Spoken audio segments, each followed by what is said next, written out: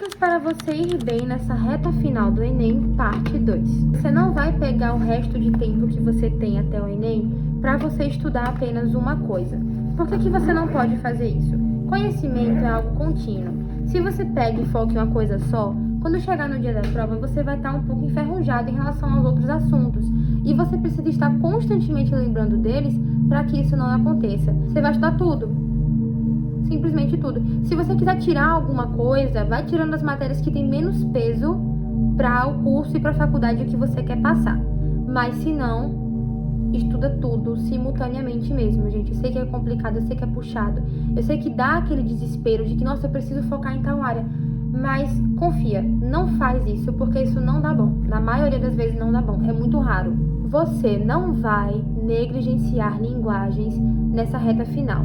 Eu sei que linguagens parece que é uma prova muito interpretativa, que basta você saber interpretar. Só que até para saber interpretar, você precisa estudar. E tem outra coisa. Gente, a prova de linguagem tem padrão por trás. Ela não é uma coisa aleatória que um dia algum doidão aí acordou e decidiu escrever essa prova. Não. Ela tem padrão. No Enem existe uma coisa chamada competências e habilidades. E essas competências e habilidades vão definir o padrão das questões da prova. E não tem pessoa melhor para vocês estudarem linguagem nessa reta final do que a Fernanda Pessoa, do curso Fernanda Pessoa. Gente, a Fernanda, ela destrincha todas as competências e habilidades do Enem. É tanto, para vocês terem uma noção. No ano de 2024, que inclusive foi a nota que eu usei para passar esse ano, eu acertei 42 questões de linguagens. E eu negligenciei linguagens naquele ano. Eu peguei para estudar linguagens pesado, faltando um mês e pouco para a prova. E eu fui muito bem, porque ela tem estratégias de resolução de questão muito boas e ela explicou o padrão da prova de uma maneira que fica extremamente compreensível. Então, assim, se vocês estão desesperados, estão com medo de linguagens, principalmente para vocês que têm peso alto em linguagens, e lembrando que não é só curso de humanas e linguagens que tem peso alto para linguagens não, viu, garotinha?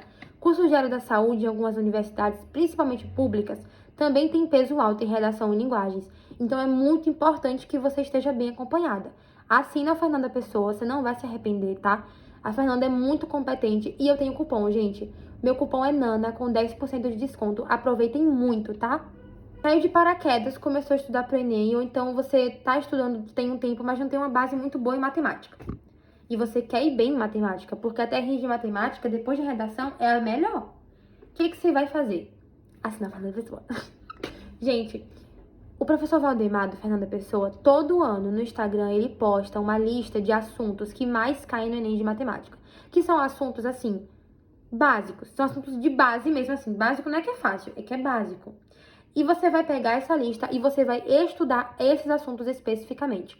Porque nós só temos 3 meses e meio até a prova. Então, não tem como estudar tudo da matemática. Mas se você souber muito bem matemática básica e os assuntos fora da matemática básica que caem muito, como geometria, função ainda acho que ainda entra em matemática básica. Mas geometria espacial, geometria plana, geometria analítica.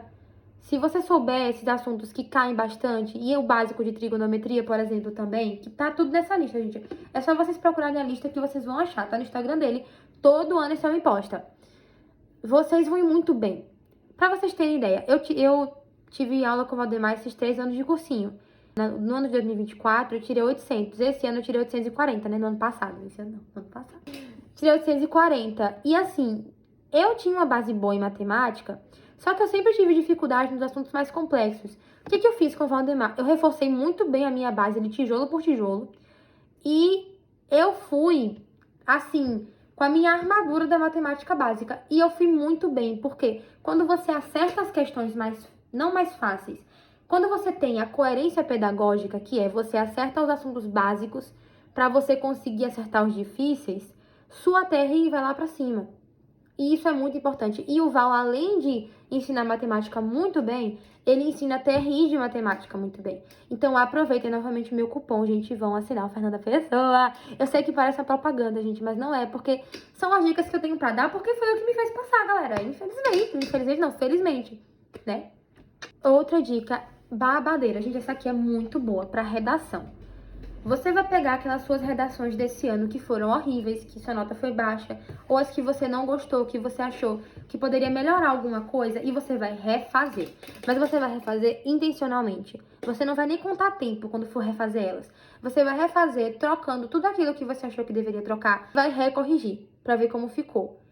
E também aproveite para ir explorando repertórios. Essa época do ano é muito boa para você explorar repertórios. E foi isso, amigas. Eu espero que vocês tenham gostado. Um grande beijo. Até mais!